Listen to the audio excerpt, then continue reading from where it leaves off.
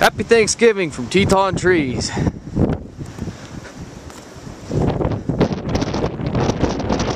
November 23rd, biggest snowstorm of the century.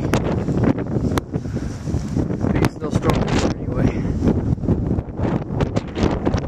This is just an example of some of the testing that we put our plants through. You want cold hardy? This is cold hardy.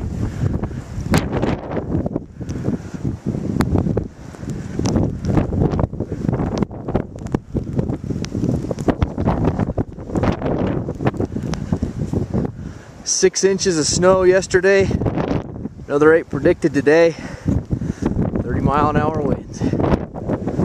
Doesn't get much cold hardier than that.